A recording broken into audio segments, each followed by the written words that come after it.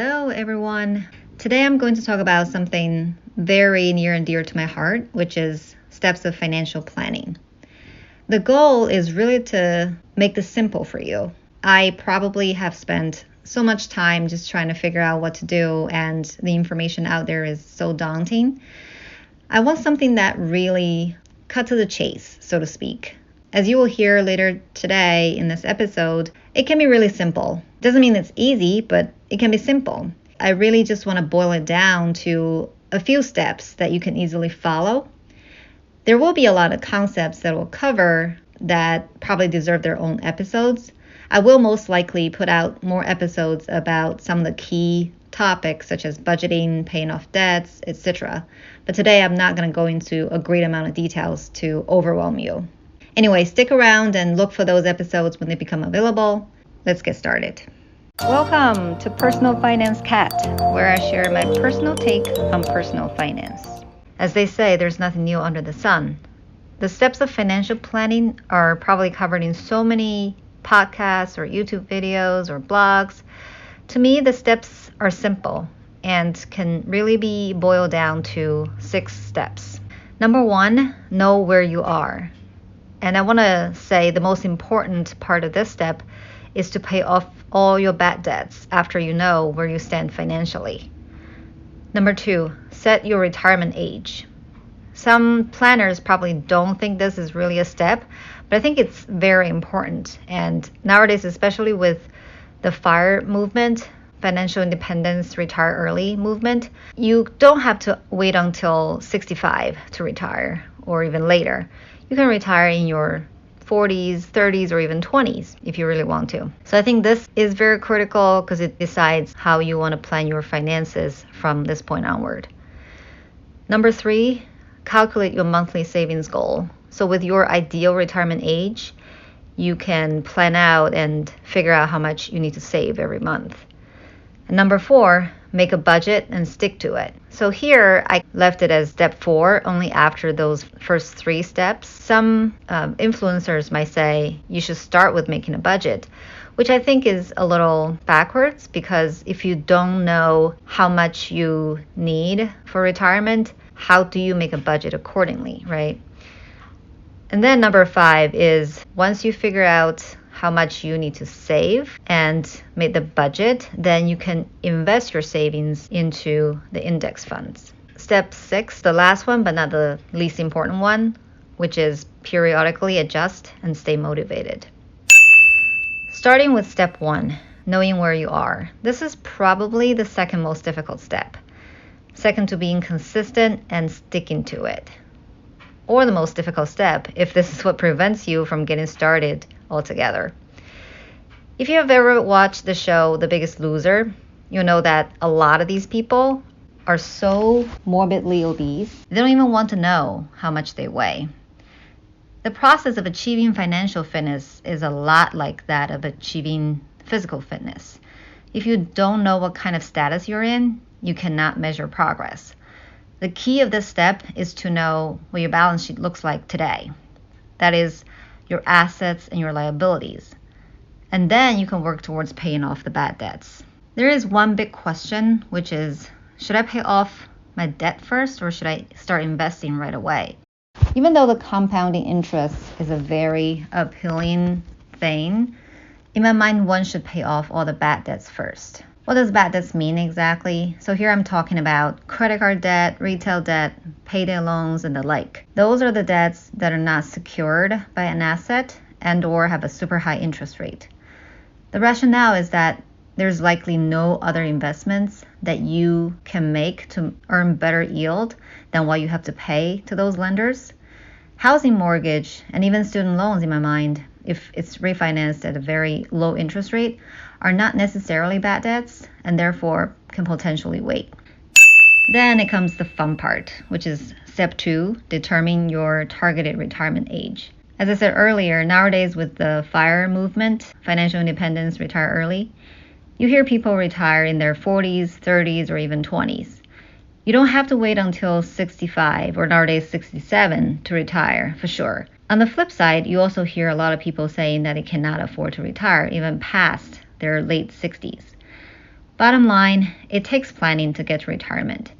And if you're disciplined, you can retire a lot sooner than traditionally believed.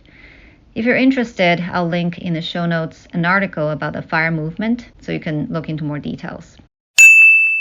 Once you set your retirement age, you will know how many years or months you can work with to achieve your goal. This is where the process may get a bit reiterative.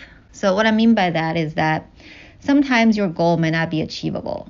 It's sad to say, but you can't have a ton of debt and very minimal savings and then you want to retire tomorrow, right? So this might require you to adjust. To better explain this, I want to start with the well-known 4% rule. According to CNBC, I'll link the article in the show notes below. Simply, the rule says retirees can withdraw 4% of the total value of their investment portfolio in the first year of retirement. The dollar amount increases with inflation, i.e. the cost of living, the following year, as it would be the year after, and so on. For example, using the 4% rule, an investor would be able to withdraw $40,000 from a $1 million portfolio in the first year of retirement. And then the next year it will be adjusted up from $40,000 to slightly above $40,000. In other words, if you think you need $40,000 of annual expenses in retirement, you will need to have a $1 million portfolio. Now, a warning is that experts are divided on whether the 4% withdrawal rate is safe, especially nowadays. There are some estimates that came out recently which indicate perhaps a 3.3% withdrawal rate is safer. So if you're conservative, use 3.3% instead. For now, let's continue to use the $1 million portfolio as an example. It doesn't mean you have to save every single dollar of the $1 million portfolio. While you accumulate your savings, whatever you already put away can be invested and will be earning you interest. This is the power of compound interest. What is compound interest, you ask? Let me cite this quote from the book, The Richest Man in Babylon. A man's wealth is not in the coins he carries in his purse. It is the income he buildeth, the golden stream that continually floweth into his purse and keepeth it always bulging. Don't you love how Old English works? Anyway, there are many calculators online that show you how much you need to save to achieve a certain number, say $1 million, assuming a certain interest rate or rate of return.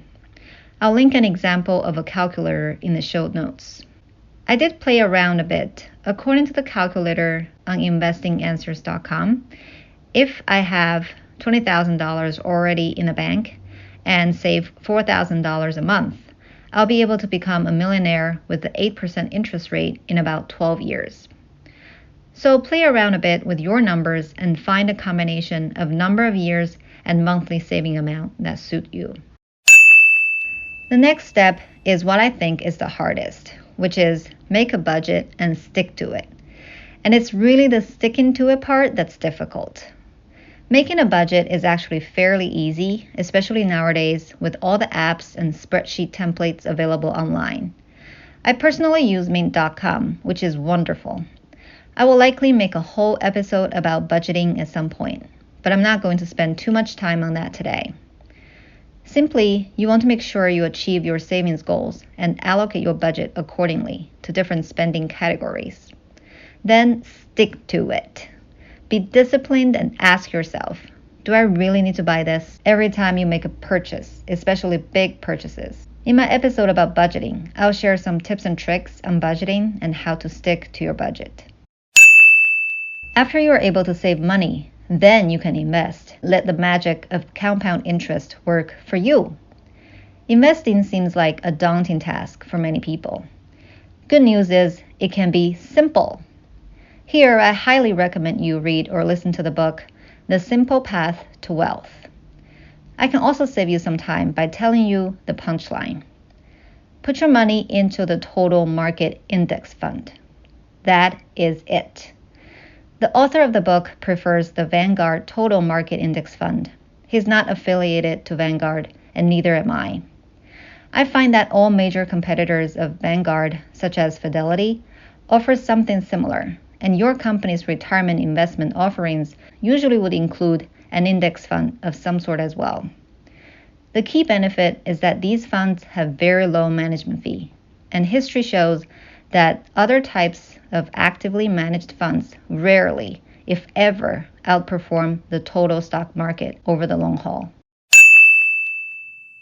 All right, we're finally at the last step. It's really not a separate step, as many other influencers might not even have it, but nevertheless very important, so I want to talk about it. This whole process is simple, but by no means easy. How do we stay motivated?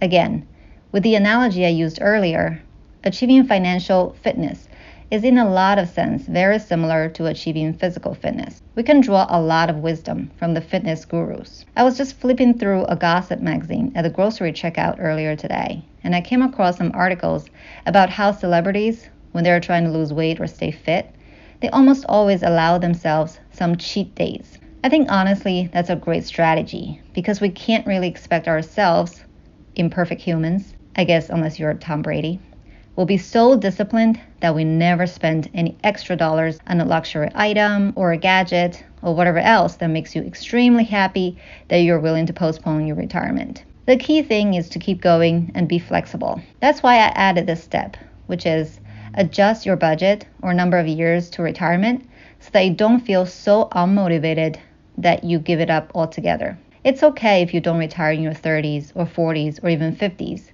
But the good news is that you can retire eventually if you have a plan. There are so many people out there in this day and age that cannot retire, even in their 70s and 80s, and they have to literally work until they drop. Okay, thank you for sticking around this far. To summarize, the 6 simple but not easy steps of financial planning are: number 1, know where you are. Number 2, set your retirement age. Number 3, calculate your monthly savings goal. Number 4, make a budget and stick to it. Number 5, invest your savings in index funds. Number 6, periodically adjust and stay motivated. There are a lot of topics I covered today that deserve their own episodes. Leave a comment below if you are interested in hearing about something in particular. Thank you for listening for today's episode. See you next time.